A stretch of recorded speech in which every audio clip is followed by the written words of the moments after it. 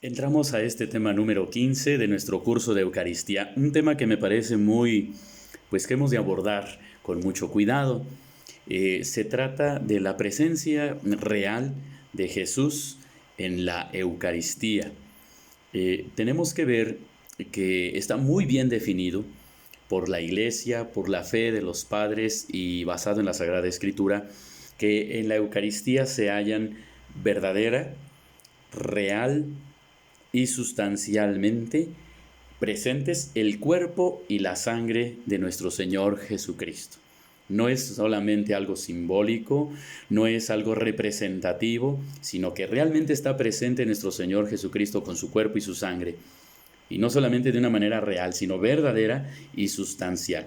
El Concilio de Trento hizo una declaración muy especial en este sentido, utilizando estas tres expresiones, ¿verdad? Que les decía, verdadera, real y sustancialmente. Y con ello, pues las teorías que tenían algunos reformadores protestantes, pues quedan abajo, porque se hace todo un estudio muy profundo, un análisis, y bueno, pues se ve cómo estas expresiones verdaderamente, real y sustancialmente presente Jesucristo con su cuerpo y su sangre en la Eucaristía, estas expresiones pues van dirigidas especialmente a estos reformadores protestantes que pues algunos hacían unas interpretaciones como que nuestro Señor Jesucristo solamente estaba de una manera simbólica en la Eucaristía, ¿verdad? O de una manera real, pero no muy precisa.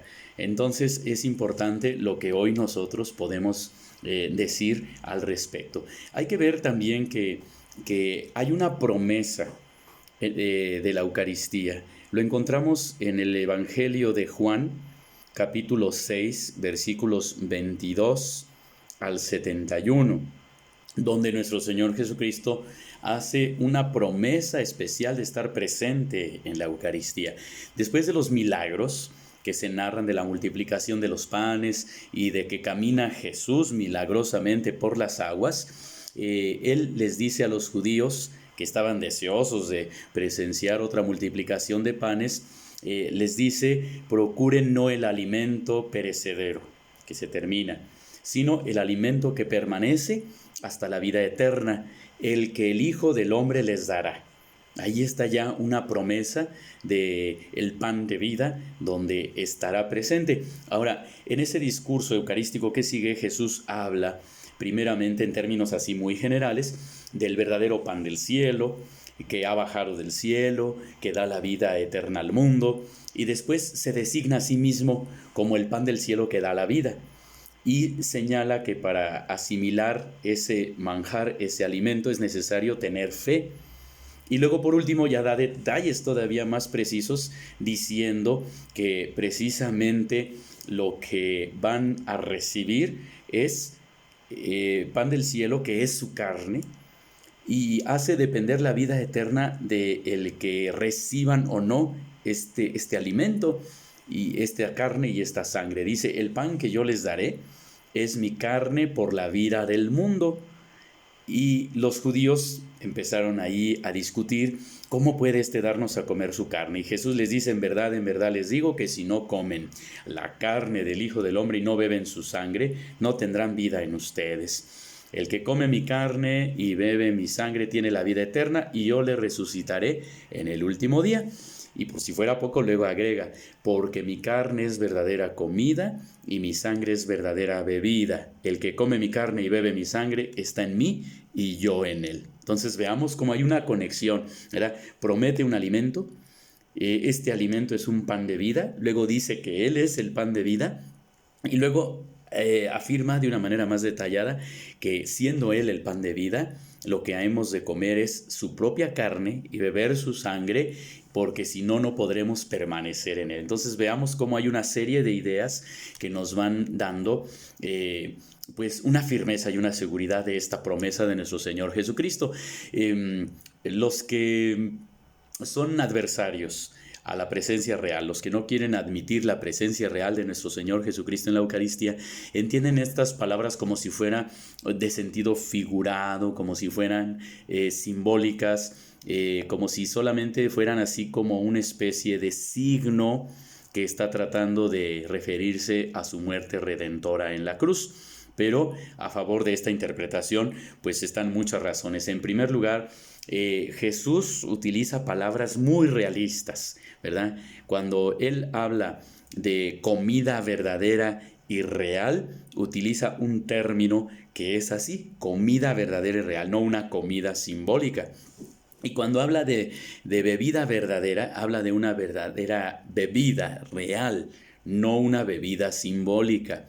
Y también cuando habla de comer, de hecho utiliza un verbo griego que se dice troyen, que significa masticar, comer realmente. Entonces no es algo simbólico, sino es algo que se mastica, que se come realmente, ¿verdad? Es algo que está realmente presente y verdadero.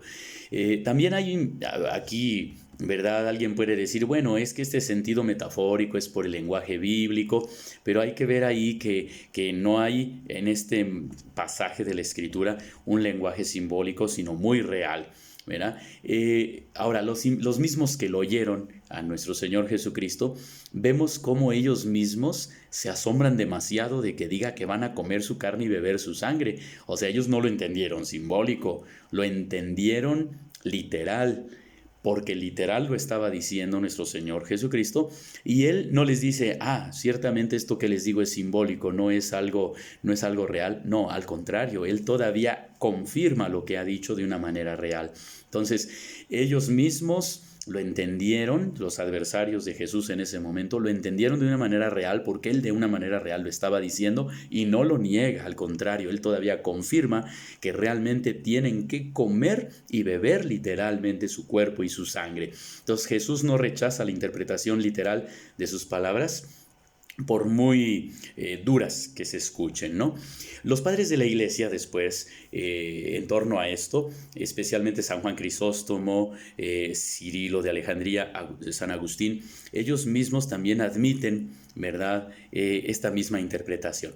Hay que ver pues que en la institución de la Eucaristía tenemos una prueba de esto, porque nuestro Señor Jesucristo, en las palabras de la institución, que en las lecciones primeras nosotros hacíamos un estudio de esto, y también en San Pablo, ahí vemos que literalmente utiliza las mismas palabras, ¿verdad? Son palabras reales. Entonces, las palabras que pronuncia sobre el pan y sobre el vino, pues tienen este sentido, ¿verdad?, muy propio y muy literal. No está hablando de que esto significa mi cuerpo, esto simboliza mi sangre, sino que dice esto es realmente, ¿verdad? Bien, podemos nosotros ver también que esta interpretación, pues miren, no hay nada en el texto aquí que pueda servir de fundamento para decir esto era figurado, en primer lugar.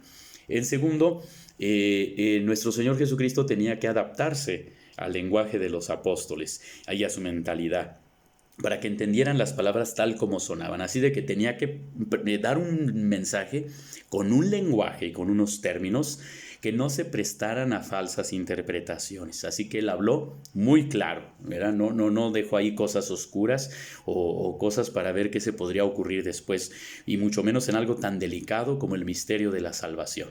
Así de que ahí está.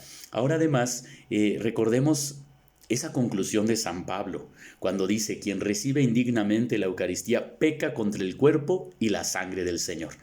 Si lo que está en la Eucaristía fuera solamente simbólico o figurado, no tendría por qué decir que el que los come indignamente peca contra el cuerpo y la sangre del Señor. En todo caso diría, peca contra lo que simboliza o lo que significa. Pero él dice que se peca directamente, quiere decir que realmente está ahí presente el cuerpo y la sangre del Señor.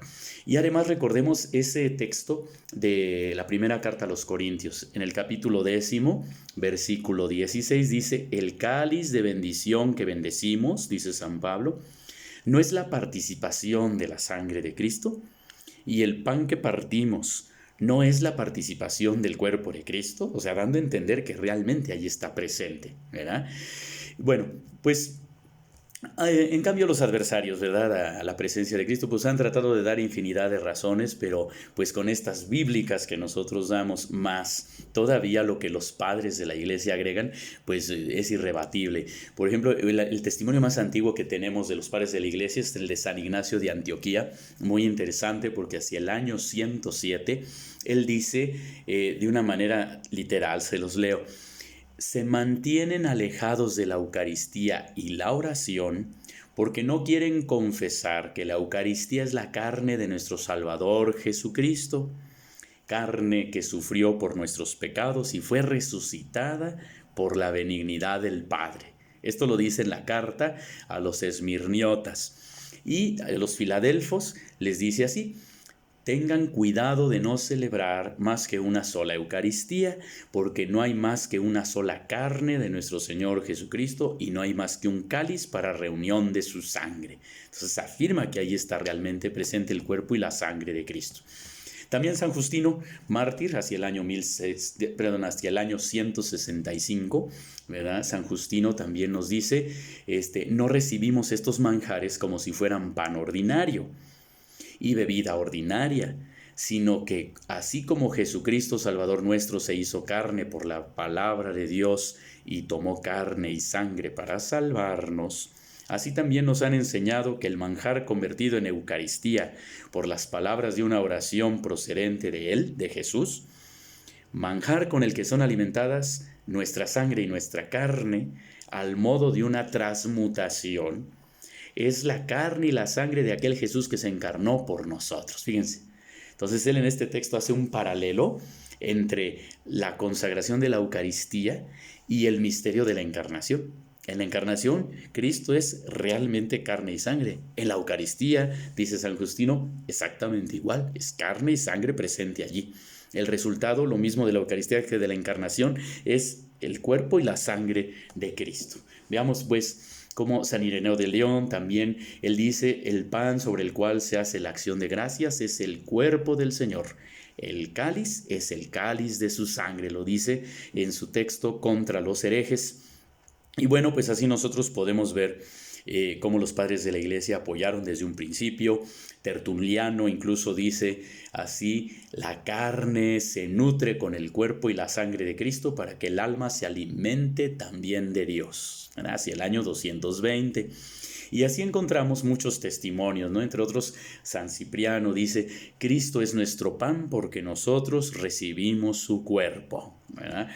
Bueno, pues así vamos a encontrar, ¿verdad?, cantidad de testimonios importantes, el testimonio de los padres de la iglesia que corrobora con las antiguas liturgias cristianas, donde también en las oraciones de las liturgias cristianas antiguas, ahí también con la epíclesis, que decíamos es el descenso del Espíritu Santo sobre los dones del pan y del vino, hacen que se convierta el pan en el cuerpo de Cristo y el vino en la sangre de Cristo. Así tal cual lo dice San Cirilo de Jerusalén. Bueno, pues incluso vemos un texto interesante de la Suma Teológica, donde Santo Tomás dice que conviene la presencia real de Cristo en la Eucaristía por las siguientes razones. Primero, la perfección de la nueva alianza y la consiguiente elevación que ha de tener su sacrificio por encima del sacrificio del Antiguo Testamento. Entonces no se trata nada más de una ofrenda cualquiera, no. De veras supera con muchísimo. Ahora, segundo, el amor de Cristo a los hombres que impulsa al Señor a estar cerca de ellos corporalmente. El amor de Dios que quiere estar siempre con nosotros. Y corporalmente, no solo simbólicamente, sino en toda su realidad. Y tercero, la perfección de la fe, que en la Eucaristía no solo se extiende a la divinidad, sino también a la humanidad de Cristo invisiblemente presente. Es decir, no solamente está ahí Cristo, vamos a decir, espiritual, divino, sino realmente corporal, o sea, con su humanidad, su cuerpo y su sangre. Por eso decimos que Cristo está presente en la Santísima Eucaristía con su cuerpo y su sangre, su alma y su divinidad. Entonces, está presente ahí. Hay un término que se utiliza para explicar cómo es que en el pan y el vino está presente Cristo a partir de la consagración, y es la palabra transustanciación. Este término es importante. El Concilio de Trento, con el término transubstanciación, explica esto. El concilio declara que toda la sustancia del pan se convierte en el cuerpo de Cristo y toda la sustancia del vino se convierte en su sangre a partir de la consagración en la Santa Misa. Y a esta conversión del pan y del vino en el cuerpo y la sangre del Señor se le llama entonces transubstanciación. Esta palabra ya existía desde el siglo XII, se atribuye al maestro Rolando, que más tarde fue papa, y con el nombre de Alejandro III, hacia el año 1150. Y después algunos otros teólogos la fueron utilizando también hasta que por fin ya es usada oficialmente por el Papa Inocencio III hacia el año 1202 y ya después el Concilio IV de Letrán y después se fue desarrollando de una manera más profunda, pues en el Concilio de Trento se estudió con más profundidad el término transubstanciación, que la transubstanciación en sí, la noción, significa que es una conversión, o sea, en el sentido de que pasa de una cosa a otra, ¿verdad? Y tiene pues muchos elementos que podríamos nosotros tocar, que nosotros podíamos abordar, pero quedémonos aquí, por lo tanto, en que es una conversión milagrosa y singular, solamente se da en la Eucaristía. Y ver también que pues es importante que veamos cómo las palabras de Cristo fueron las que instituyeron este sacramento. Y al decir hagan esto en conmemoración mía, pues ahora la Iglesia también sigue celebrando la Eucaristía y en ella se sigue dando la transubstanciación. Así de que lo que nuestro Señor Jesucristo ofrecía a sus discípulos ya no era pan y vino, sino era su cuerpo y su sangre, y por lo tanto había tenido lugar en la última cena esta conversión que se sigue dando. Los accidentes, es decir, el pan como lo vemos, el vino como lo vemos, e incluso como los tocamos, no sufren esta conversión, los accidentes, ¿verdad? Tiene lugar una conversión muy íntima. El testimonio de los mismos apóstoles en la última cena y de toda la iglesia a lo largo de la historia es que se mantienen esos accidentes, pero lo que hay en esta conversión es que cambia la sustancia, eso sí, y por lo tanto hay una verdadera transubstanciación. Bueno, pues a lo largo pues de la historia nosotros vemos pues cómo presenciamos en cada Eucaristía la transubstanciación o la presencia real de Cristo en la Eucaristía. Hay un muy bonito texto de San Cirilo de Jerusalén que dice: en una ocasión, con una mera indicación suya, Jesús convirtió agua en vino durante las bodas de Caná en Galilea. Y no va a ser digno de creerse que Él convierte el vino en su sangre, ¿verdad? O sea, dándonos a entender el gran poder que tiene nuestro Señor Jesucristo y el gran deseo que tiene de estar presente. Bueno, pues en la Eucaristía están entonces verdaderamente presentes cuerpo y sangre de Cristo, juntamente con su alma y con su divinidad, y por lo tanto se halla presente Cristo todo entero en las especies consagradas. Y bueno, pues recordar nada más que está tan presente de manera completa tanto en el pan como en el vino, ¿verdad? En las dos especies. No es que digamos que solamente está presente una parte o solamente el cuerpo o solamente la sangre en el vino, el cuerpo en el pan, la sangre en el vino, sino está totalmente presente cuerpo y sangre, alma y divinidad, tanto en una especie como en otra, porque luego hay algunas personas que a lo largo del tiempo pues han querido, ¿verdad? Así como a veces dicen, si me da nada más la hostia consagrada, pues no está dando nada más, a Cristo incompleto, nada más me está dando una parte, no está enteramente. Es que me lo tiene que dar también con el vino consagrado para que esté completo. No. Igual si alguien por alguna circunstancia solamente recibiera el vino, pues ahí está completo Cristo. Tanto en una como en otra está totalmente completo. En ambas especies está presente y también en cada una de las partes de las especies. Cuando se llega a fragmentar una hostia consagrada, ¿verdad? O cuando por alguna razón está por separado el vino está completo totalmente, ¿verdad? Está todo entero en cada una de las partes. No hay una separación, ¿verdad? O no es que Cristo esté incompleto en las especies. Bueno, pues ahí permanece, ¿verdad? De una manera especial en la Eucaristía mientras no se le consuma. También eso es importante porque había una idea protestante de decir que Cristo está presente en la hostia consagrada o en el vino solamente dentro de la celebración de la misa. Terminada la misa, ya no está presente en esas especies. Entonces, para combatir esto, el Concilio de Trento y después posteriores explicaciones nos dicen: Jesús permanece presente en las especies consagradas hasta que éstas lleguen a sufrir una corrupción.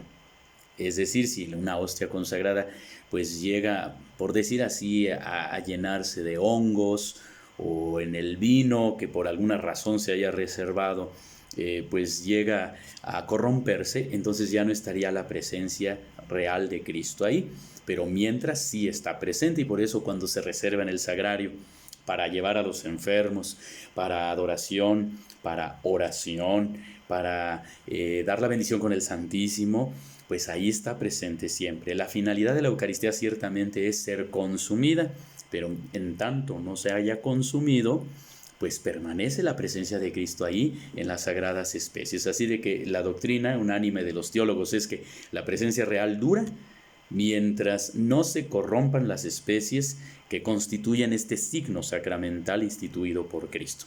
Bueno, pues con esto terminamos este tema, pues considerando que realmente encontramos esta presencia viva, eficaz, el pan de vida, como nos lo prometió Jesús, este pan que da vida eterna y al cual estamos todos invitados a hacer nuestro. ¿Cómo lo hacemos nuestro? A través de la celebración de la Eucaristía, en la comunión y también en la adoración eucarística. Pues con esto terminamos este tema, que es el tema número 15 de la presencia real de nuestro Señor Jesucristo en las especies consagradas en la Eucaristía. Y en la siguiente ocasión, pues veremos el tema número 16, donde hablaremos de la Eucaristía como sacrificio. Ya hemos hablado anteriormente como ofrenda y como memorial, pero ahora vamos a hablar de la Eucaristía como sacrificio. ¿Qué es un sacrificio y por qué la Eucaristía es un sacrificio? Pues un saludo y que estén todos bien. Hasta pronto.